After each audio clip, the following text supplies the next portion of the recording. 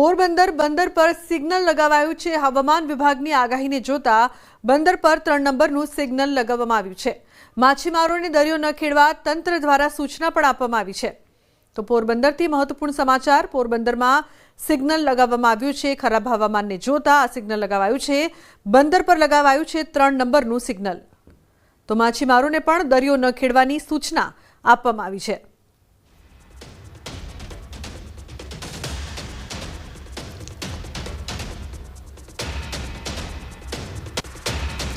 તો ગીર સોમનાથના વાતાવરણમાં પલટો આવ્યો છે। કાળા ડિબાંગ વાદળો વચ્ચે વાતાવરણ બદલાયું છે। ઉના કોડીનારમાં વાતાવરણ બદલાયું છે। ક્યાંક ઝરમર તો ક્યાંક હળવાથી મધ્યમ ઝાપટા વરસ્યા છે। તો અરબી સમુદ્રમાં ભારે કરંટ જોવા મળ્યો છે।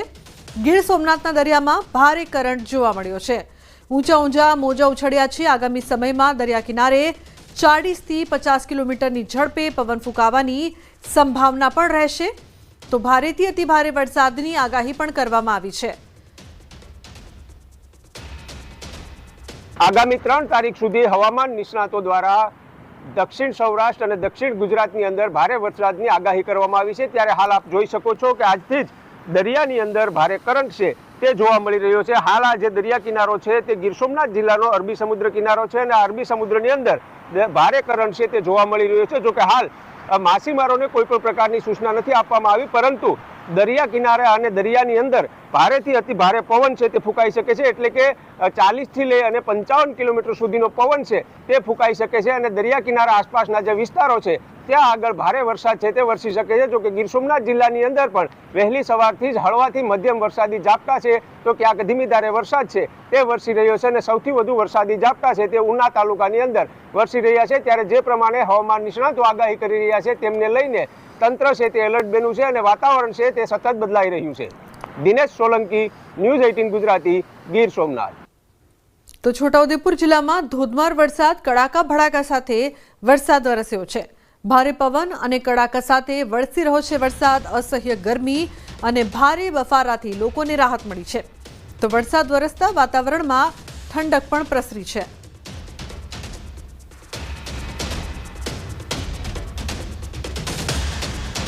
છોટાઉદેપુરમાં કડાકા ભડાકા સાથે વરસાદ વરસ્યો છે।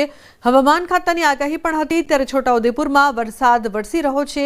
આ વખતે નવરાત્રિમાં વિઘ્ન બની શકે છે વરસાદ। જે પ્રકારથી અનેક જગ્યાએ વરસાદની શરૂઆત થઈ છે, જેમાં છોટાઉદેપુરમાં પણ કડાકા ભડાકા સાથે વરસાદ વરસી રહ્યો છે।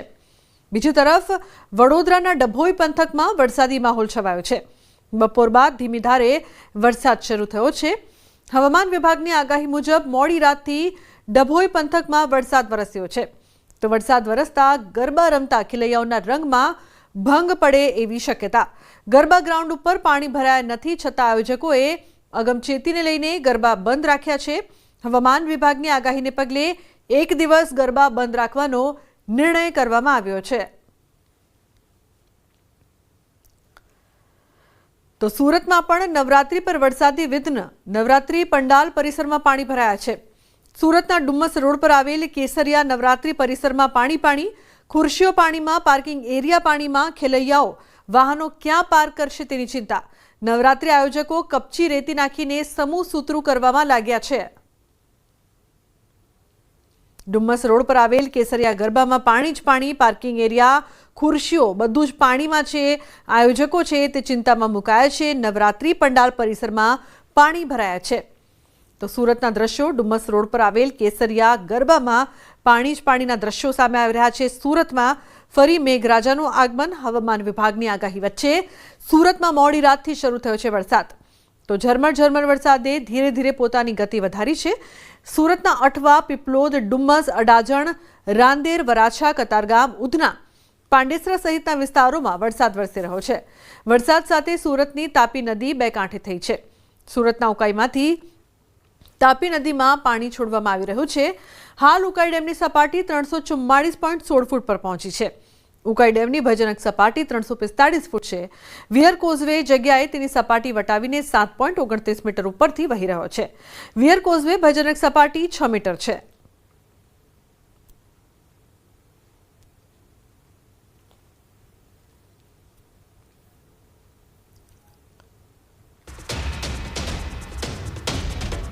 તો વલસાડમાં ભારે વરસાદને લઈને નિર્ણય, આવતીકાલે તમામ શાળાઓમાં રજા જાહેર કરવામાં આવી છે.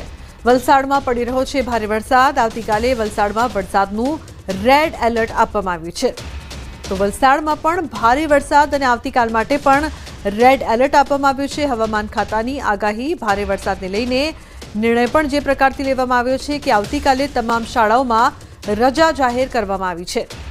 તો આવતીકાલે વલસાડમાં વરસાદનું રેડ એલર્ટ રહેશે. હવામાન ખાતાની આગાહી છે. અત્યારે પણ ભારે વરસાદ વરસી રહ્યો છે, પરંતુ આવતીકાલે રેડ એલર્ટને લઈને તમામ શાળાઓમાં રજા જાહેર કરવામાં આવી રહી છે. તો વલસાડમાં ભારે વરસાદ પડી રહ્યો છે અને આવતીકાલે પણ ભારે વરસાદ વરસશે. રેડ એલર્ટ અપાયું છે, જેના કારણે જે તમામ શાળાઓ છે તે બંધ રાખવાનો નિર્ણય તંત્ર દ્વારા લેવામાં આવ્યો છે. ઉલ્લેખનીય છે કે વલસાડમાં પણ આ વખતે નવરાત્રી બગડે તેવું લાગી રહ્યું છે, તેવા એંધાણ જોવા મળી રહ્યા છે. કારણ કે ભારે વરસાદ અત્યારે તો વરસી જ રહ્યો છે, પરંતુ આવતીકાલે પણ ભારેથી અતિભારે વરસાદ વરસશે. રેડ એલર્ટની આગાહી છે. આવતીકાલે તમામ શાળાઓમાં રજા પણ જાહેર કરાઈ છે. ઉલ્લેખનીય છે કે જે પ્રકારથી આગાહી કરવામાં આવી છે, ભરત જોડાયા છે ફોન લાઈન પર વધુ માહિતી આપવા માટે.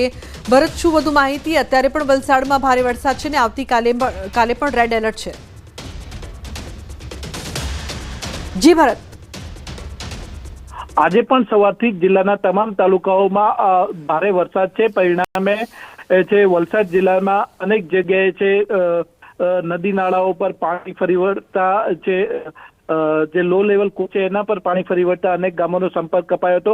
હજુ આવતીકાલે પણ વલસાડ જિલ્લામાં ભારે વરસાદને લઈને રેડ એલર્ટ છે. આથી વલસાડ જિલ્લા વહીવટી તંત્ર એલર્ટ મોડ પર છે અને સલામતીના ભાગરૂપે આવતીકાલે વલસાડ જિલ્લાની તમામ જે આંગણવાડીઓ, પ્રાથમિક શાળાઓ અને માધ્યમિક શાળાઓમાં રજા જાહેર કરવામાં આવી છે. આમ બાળકોની સલામતીને લઈને વલસાડ જિલ્લા કલેક્ટરે આ નિર્ણય લઈ અને સોશિયલ મીડિયા માધ્યમ થ્રુ તેની જાહેરાત કરી છે.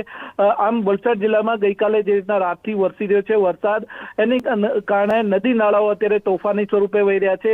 વલસાડના જો મધુબન ડેમની વાત કરીએ તો મધુબન ડેમમાં અત્યારે 1,70,000 ક્યુસેક પાણીની આવક થઈ રહી છે. આથી મધુબન ડેમના 10 દરવાજા ખોલી અને ડેમમાંથી 1,68,000 ક્યુસેક પાણી છોડવામાં આવી રહ્યું છે. આથી દમણગંગા નદી અત્યારે તોફાની સ્વરૂપે છે. આથી વલસાડ દમણગંગા નદીના બંને તરફના જે ગામો છે તેમને સાવચેત કરાયા છે. આમ વલસાડ જિલ્લામાં આવતીકાલે જે તે રેડ એલર્ટ છે એને લઈને અત્યારથી જ વહીવટી તંત્ર દ્વારા છે સલામતીના પગલા લેવામાં આવી રહ્યા છે.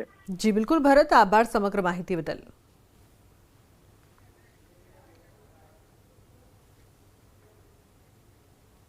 તો બુલેટિનમાં હાલ રોકાઈશું એક બ્રેક માટે. આપ જોતા રહો ન્યૂઝ 18 ગુજરાતી.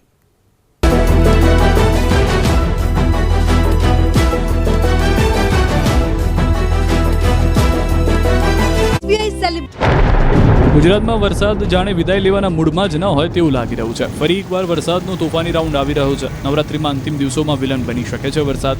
હવામાન વિભાગ અને હવામાન નિષ્ણાંતોએ 27મી થી 30 સપ્ટેમ્બર દરમિયાન ભારે વરસાદની આગાહી કરી.